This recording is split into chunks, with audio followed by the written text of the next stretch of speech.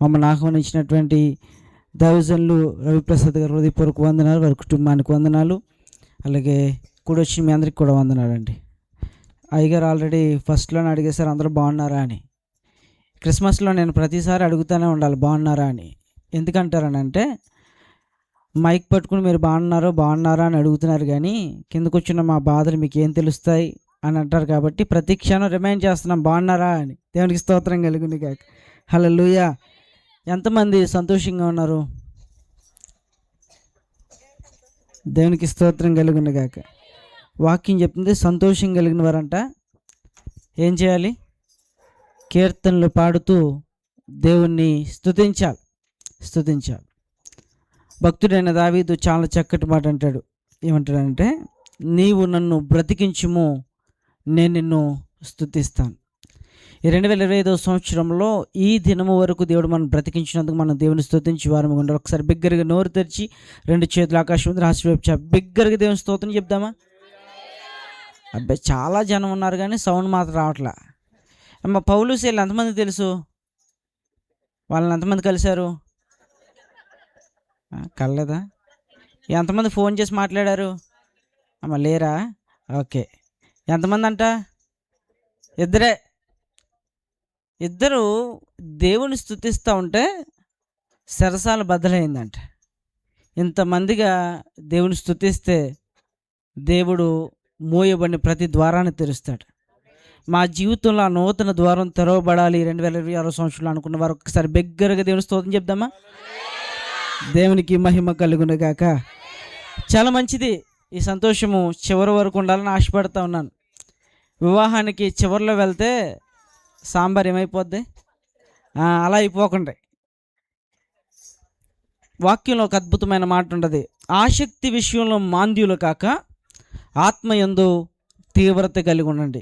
కాబట్టి ప్రారంభం ఎలా ఉందో ముగింపు కూడా అలాగే ఉండాలి. యేసుక్రీస్తు వారి జీవితంలో ప్రారంభం ఉన్న మాధుర్యమే చివరి వరకు ఉంది, నేటి వరకు కూడా ఉంది. ఏంటి ఆ మాధుర్యం అని అంటే, యేసుక్రీస్తు వారి లోకానికి వస్తూ ఒక అద్భుతమైన మాట చెప్పడం, ప్రజలందరికీ కలగబోవు మహా సంతోషకరమైన సువార్తమానము.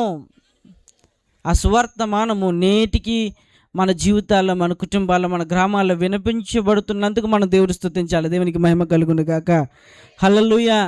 అమ్మ హల్లెలూయా చెప్పిన వెంటనే మళ్ళీ మీరు చేతులు ఎత్తండి అని చెప్పే ట్యాగ్స్ ఇవ్వకూడదు. అంటే ఈ మధ్య సోషల్ మీడియా ఎక్కువ వచ్చిన తర్వాత ప్రతి దానికి ట్యాగ్ అనే పదం యాడ్ చేయబడుతోంది. ట్యాగ్ అనే పదాన్ని మనం తెలుగులో పెట్టుకోవాలంటే తోక. ప్రతిసారి హల్లెలూయా చెప్పినప్పుడు చేతులు ఎత్తండి అని చెప్పకూడదు. హల్లెలూయా అనగానే ఏం చేస్తాం మనం?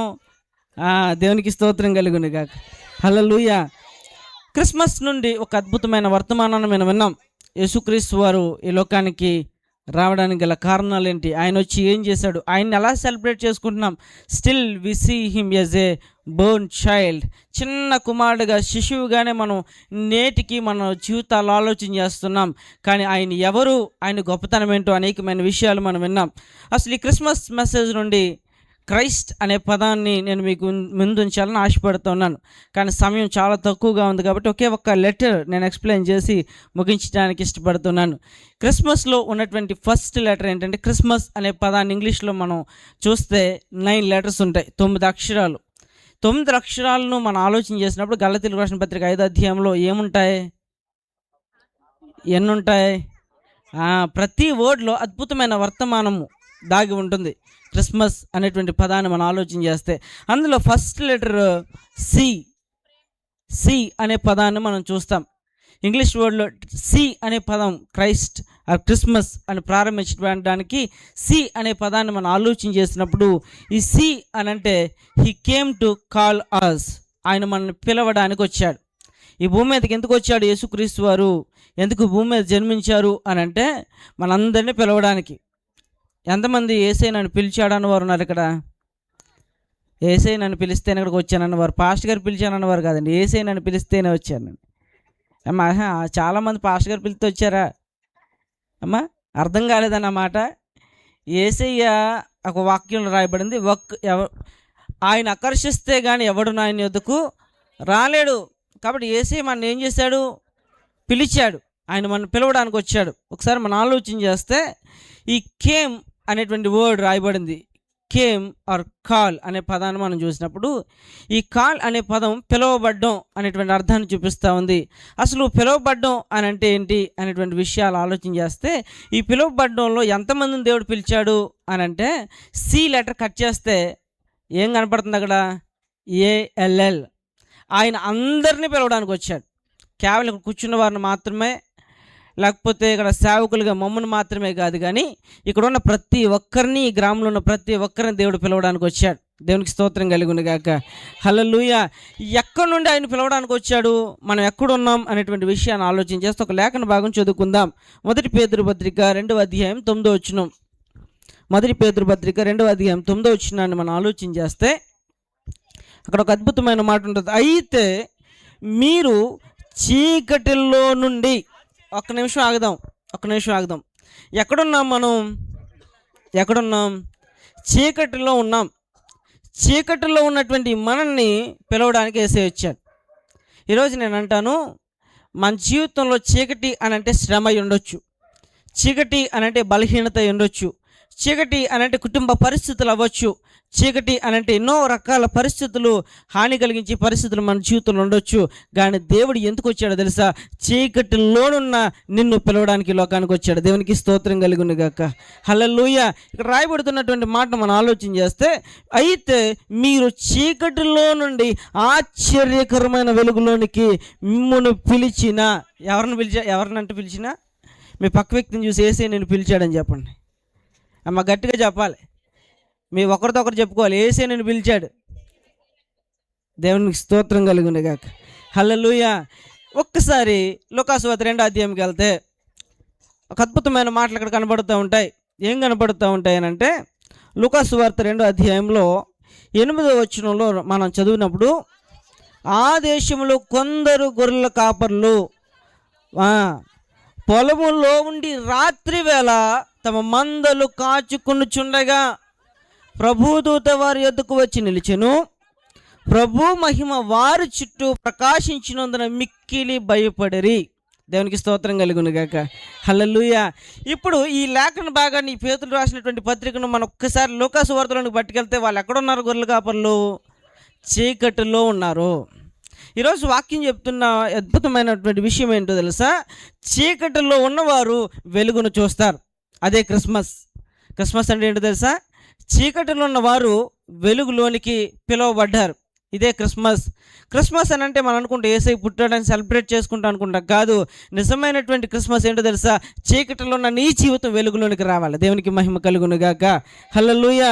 అందుకే వాక్యాన్ని మనం ఆలోచన చేసినప్పుడు రాయబడుతుంది, చీకటిలో నుండి ఆశ్చర్యమైన వెలుగులోనికి మిమ్మును పిలిచిన గుణాతిశయములను ప్రచురము చేయ నిమిత్తము ఏర్పరచబడిన వంశమును, రాజులైన యాజక సమూహమును, పరిశుద్ధ జనమును, దేవుని సొత్తైన ప్రజలునై ఉన్నారు. దేవుడు మన ఎలా పిలిచాడు అని అంటే, is not call as a normal people. ఒక సింపుల్, ఒక ప్రజలుగా నార్మల్గా ఉండేటువంటి వారుగా దేవుడు మనం పిలవలేదు. మనందరినీ ఏమంటున్నాడు తెలుసా? మనము ఏర్పరచబడినటువంటి వంశం. We are chosen people. దేవుడు మనల్ని ఏర్పరచుకున్నాడు, ఇక్కడ పిలుచుకున్నాడు. ఎక్కడి నుంచి పిలుచుకున్నాడు తెలుసా? చీకటిలో నుండి మనలను పిలుచుకున్నాడు. రెండో మాట మనం ఆలోచన చేస్తే, రెండవ అర్థం ఏంటి? ఈ సి అనేటువంటి పదానికి గల అర్థం ఏంటి అని అంటే, హీ క్యారీ అవర్ బర్డెన్స్. రెండోది, ఆయన మన భారాన్ని మోయడానికి వచ్చాడు. ఒకటి, ఆయన ఎందుకు వచ్చాడు అని అంటే, చీకటిలో ఉన్న ప్రజలను వెలుగులోనికి పిలవడానికి వచ్చాడు. ఎందుకు వెలుగులోనికి పిలుస్తున్నాడు అని అంటే, చీకటిలో ఏముందో తెలుసా? గొప్ప భారం ఉంది. ఈరోజు ఇక్కడ సంతోషంగా ఉన్న మీ అందరినీ అడుగుతున్న మాట ఏంటి తెలుసా? ఈ నిజమైన సంతోషం మీ జీవితంలో నిజంగా ఉందా? ఎంతమంది మా జీవితాలు నిజంగా సంతోషంగా ఉన్నామండి? అసలు ఏ కష్టం లేదండి, ఏ బాధ లేదండి, ఏ సమస్య లేదండి, మాకు ఏ భారం లేదండి, వీఆర్ వెరీ హ్యాపీ అన్నవారు ఒకసారి 2 చేతులు చూపిస్తారా? అస్సలు గల కారణం ఏంటో తెలుసా? మానవ జీవితంలో there is a burdens in our life. మన కుటుంబంలో ఖచ్చితంగా భారం ఉంది. కానీ దేవుడు ఎందుకు వచ్చాడు ఈ లోకానికి తెలుసా? మన భారాన్ని మోయడానికి వచ్చాడు. అందుకే ఒక వాక్య భాగాన్ని మనం చదువుకుందాం. మత్తయి సువార్త 11వ అధ్యాయం 28వ వచనాన్ని మనం ఆలోచన చేస్తే ఒక అద్భుతమైన మాట ఉంటుంది. ప్రయాసపడి భారం మోసుకుంటున్న సమస్త జనులారా నా యొద్దకు రండి, నేను మీకు విశ్రాంతిని కలుగు చేస్తాను. ఆయన విశ్రాంతిని కలుగు చేస్తాను అనేటువంటి మాట మనం ఆలోచన చేస్తే, ఎప్పుడు విశ్రాంతి దొరుకుద్ది? మనకు ఒక పని అప్పు చెప్పారు. ఒక పని అప్ చెప్పారు. నా నా ఎగ్జాంపుల్ నేనే తీసుకుంటా. ఇప్పుడు నా చేతికి ఏమి ఇచ్చారు? మైక్ ఇచ్చారు. ఏం చేయమని? వాకింగ్ చెప్పమని. ఇప్పుడు నేను అలసిపోతానా లేకపోతే విశ్రాంతిగా ఉంటానా? అలసిపోతాను. ఎప్పుడు నాకు రిలాక్స్ అవుతుంది? నా మైక్ పాస్టర్ గారి చేతికి వెళ్ళినప్పుడు. ఎప్పుడు నా చేతిలో ఉన్న మైకు పాస్టర్ గారి చేతికి వెళ్ళినప్పుడు ఏమవుతుంది? నాకు బడ్డెన్ క్లియర్ అవుతుంది. అప్పుడు నాకు రెస్ట్ దొరుకుద్ది. నేను అంటాను, ఈరోజు మన పాప భారము చాలా భయంకరమైంది. మన భారాన్ని మోయడానికి ఎవరూ లేరు. మనకు విశ్రాంతి లేదు, ప్రశాంతత లేదు, నెమ్మది లేదు. ప్రపంచంలో లేనిది ఏదైనా ఉందనంటే సమాధానం, శాంతే, విశ్రాంతి, నెమ్మది లేదు మానవ జీవితానికి. కానీ యేసుక్రీస్తు వారు రావడానికి గల ప్రాముఖ్యమైన ఉద్దేశం ఏంటో తెలుసా? ఈ భారాన్ని ఆయన మోయడానికి, మనకు విశ్రాంతి ఇవ్వడానికి ఈ లోకానికి వచ్చాడు. దేవునికి స్తోత్రం కలుగును గాక. క్యారీ అనేటువంటి పదం 4 అక్షరాలు ఉంది, CARRY. ఈ మాటలు మనం ఎక్స్ప్లెయిన్ చేసుకుంటే, Christ always ready to redeem you. ఆయన ఎల్లప్పుడూ మన విమోచించడానికి, విడిపించడానికి సంసిద్ధంగా ఉన్న దేవుడు. దేవునికి స్తోత్రం కలుగును గాక. హల్లెలూయా. మీ పక్క వ్యక్తిని చూసి, నీ భారం నుండి దేవుడు నిన్ను విడిపించును గాక అని చెప్పండి. మీ భారం నుండి దేవుడు మిమ్మల్ని విడిపించును గాక. ఒక్కొక్కరితో చెప్పుకోవాలి, మీ భారం నుండి దేవుడు నిన్ను విడిపించును గాక. నేను అంటానండి, ఈ మాట ఒట్టిగానో నవ్వుతున్న తీసుకోవద్దు, ఇది దేవుని మాటకు తీసుకోండి. 2026 సంవత్సరంలో అద్భుతమైన కార్యాలు దేవుడు మన జీవితంలో జరిగిస్తాడు. దేవునికి స్తోత్రం కలుగును గాక. Hallelujah. He came to redeem. ఆయన విమోచించడానికి వచ్చాడు. అందుకే మన భారాన్ని ఆయన మోసాడు. అందుకే ఆయనకున్న అద్భుతమైన పేరు ఏంటో తెలుసా? లోక పాపములు మోసుకుని పోవు దేవుని గొర్రెపిల్ల. ఆయన ఎందుకు వచ్చాడో తెలుసా? ఒకటి, మనల్ని చీకటిలో నుండి వెలుగులోనికి పిలవడానికి వచ్చాడు. రెండవది ఏంటో తెలుసా? ఈయన మనల్ని విమోచించడానికి, మన పాప భారాన్ని మోయడానికి ఆయన వచ్చాడు. మూడవదిగా 3 అక్షరం సి ఉన్నటువంటి 3వ లక్షణం ఏంటో తెలుసా? క్లారిటీ. ఈరోజు నేను అంటాను, మానవ జీవితంలో ఏం చేయాలన్న క్లారిటీ లేదు. చాలామంది కన్ఫ్యూజ్ అవుతూ ఉంటారు. 10th క్లాస్ అయినటువంటి స్టూడెంట్ కన్ఫ్యూజ్ అవుతాడు, ఎంటర్ తీసుకోవాలా, ఇంజనీరింగ్కి వెళ్ళాలా. చాలామంది కుటుంబ జీవితాల్లో ఎలాంటి స్టెప్ తీసుకోవాలో అర్థం కాదు, ఏం చేయాలో అర్థం కాదు. కన్ఫ్యూజన్. నేను అంటాను, God is not a creator of the confusion, is the creator of clarity. ఆయన కన్ఫ్యూజన్కి సృష్టికర్త కాదు. ఆయన ఎవరు అని అంటే క్లారిటీగా చెప్పే విషయాలు. ఆయన చెప్పినటువంటి అద్భుతమైన విషయాలు ఏంటో తెలుసు? ఇందాక ఒక అద్భుతమైన బిడ్డ ఎవరో చక్కటి విషయాలు చెప్పాడు. ఇంగ్లీష్లో ఈ వెర్స్ చదివాడు. యెహోషువ గ్రంథం 1 అధ్యాయం 9వ వచనంలో రాయబడిన మాట ఏంటో తెలుసా? నేను నీకు ఆజ్ఞాపించి ఉన్నాను కదా, నిబ్బరము కలిగి ధైర్యంగా ఉండు. ఈ ఫస్ట్ వర్డ్ చెప్తుంది ఏంటో తెలుసా? నేను నీకు ఆజ్ఞ ఇచ్చి ఉన్నాను కదా. I already told you what you have to say, what you have to speak, what you have to do. నువ్వేం చేయాలో, ఏం మాట్లాడాలో, ఎలా నడవాలో I will already guide you. ఎలా గైడ్ చేశాడని చేసే మనకి ఎలా చెప్పాడు మన మార్గాలను? ఏంటిది? This is the way. వాక్యం చెప్తుంది, ఆయనే మార్గము, సత్యము, జీవమైన వాడు. అంటే ఈరోజు చాలామంది నిర్ణయాలు తీసుకోవడానికి కన్ఫ్యూజ్ అయిపోతూ ఉంటారు. God came to give us a clarity, not confusion. Give us a clarity. అందుకే మనం ఆలోచన చేసినప్పుడు ఈ లూకా సువార్త 2వ అధ్యాయంలో చదివిన మాటలు మనం చదివినప్పుడు, వారి చుట్టూ యెహోవా మహిమ వారి చుట్టూ ప్రకాశించినందున వారు మిక్కిలి భయపడరి. భయపడడానికి గల కారణం ఏంటో తెలుసా? They don't know what it is, they never experience that. మీ ఇలాంటి పరిస్థితి మేము ఎప్పుడు చూడలేదండి, మాకు అర్థం కాదండి అని అనుకున్నారు వాళ్ళు, అందుకే భయపడ్డారు. నేను అంటాను, అప్పుడు దూత వెంటనే చెప్తున్న మాట తెలుసా? భయపడకండి, భయపడుకుడి అనే మాటతో ప్రారంభించబడింది. నేనంటాను, ఈరోజు ఏ కన్ఫ్యూజన్ చేత మనం ఇక్కడ భయపడుతూ ఉన్నా, ఏ కన్ఫ్యూజన్ మనలో ఉన్నా, దేవుడు ఈరోజు చెప్తున్నాడు, God is not a creator of confusion. మనం ఆలోచన చేసే విషయాల్లో దేవుడు క్లారిటీ ఇచ్చే దేవుడు. అందుకే క్లియర్గా చెప్తున్నాడు, నేను నీకు ఆజ్ఞ ఇచ్చి ఉన్నాను కదా, నిబ్బరము కలిగి ధైర్యంగా ఉండము, దిగులు పడకము, జడియకుము, నీవు నడుచు మార్గమంతటిలో నీ దేవుడైన యెహోవా నీకు తోడుగా ఉండును. దేవునికి స్తోత్రం కలుగును గాక. దేవుడు ఎలా ఉంటాడంట? నీవు నడుచు మార్గము అని అంటే ఏంటి? ఇక్కడి నుంచి ఇంటికి నడిచి వెళ్ళడమా? కాదు. మన జీవిత మార్గంలో జీవిత ప్రయాణంలో ఏ ప్రాంతానికి వెళ్తున్నా, ఏ పని చేస్తున్నా, ఎలాంటి ఆలోచనలు చేస్తున్నా దేవుడిస్తున్న అద్భుతమైన వాక్యం ఏంటో తెలుసా? నీవు నడుచు మార్గమంతటిలో నీ దేవుడైన యెహోవా నీకు తోడై ఉంటుంది. అందుకే యేసుక్రీస్తు వారు పుట్టినప్పుడు ఒక అద్భుతమైన నామం ఆయనకి పెట్టారు. ఏంటో తెలుసా? Is the name called Emmanuel. Emmanuel అనేటువంటి పదానికి గల అర్థం ఏంటో తెలుసా? ఆయన ఎవరికి తోడు? ఒకసారి వ్యక్తిగతంగా చెప్తాం. ఎవరికి తోడు? నాకు తోడు. నాకు తోడు. ఎన్నో పర్యాయాలు నా జీవితంలో కృంగిపోయినటువంటి పరిస్థితులు ఉన్నాయి. ఆ పరిస్థితుల్లో దేవుడు నాకు తోడై ఉన్నాడు. ఎన్నో పరిస్థితుల్లో అవమానాలు గుండా ప్రయాణం చేశాను. ఆ పరిస్థితుల్లో నా దేవుడు నాకు తోడై ఉన్నాడు. అందుకే చెప్తున్నాడు, నేను నీకు ఆజ్ఞ ఇచ్చి ఉన్నాను కదా. నేను నీకు ఆల్రెడీ ఆజ్ఞ ఇచ్చాను. ఏంటో తెలుసా? నేను నీకు తోడై ఉంటాను. దేవుడు నీకు తోడై ఉన్నాడు. మీ పక్క వ్యక్తిని చూసి చెప్తారా? దేవుడు నీకు తోడై అన్నాడు.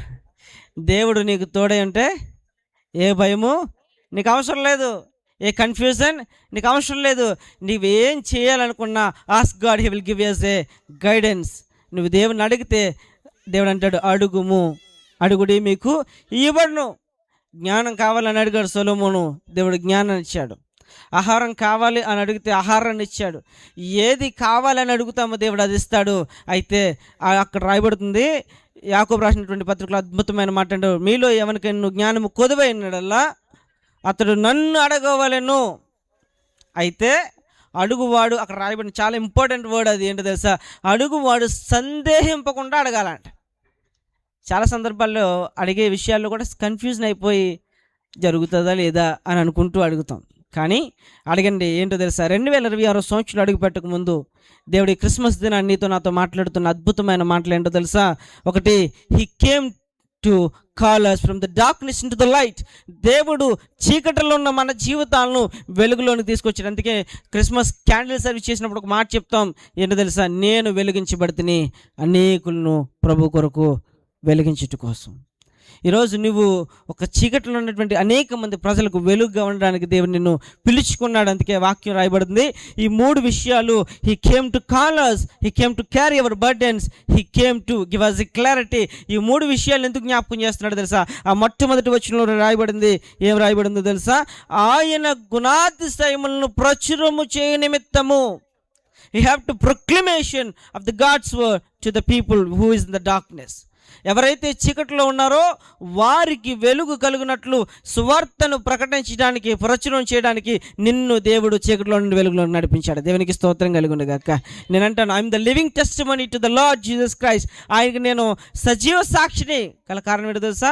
God called me from the darkness into the light. ఈరోజు ఆ చీకటిలోనే నన్ను పిలుచుకున్నాడు కాబట్టి ఈరోజు అనేకులకు వెలుగు మార్గాన్ని వధించి గొప్ప అవకాశాన్ని ఇచ్చాడు. దేవుడు నన్ను ఎలా వాడుకుంటున్నాడో రాబోయే కాలంలో మిమ్మల్ని వాడుకొని ఈ ప్రాంతమంతటిని ప్రభు కొరకు సంపాదించే వారిగా దేవుడు మనల్ని చేసి నడిపించునుగాక. ఆమేన్. Thank you.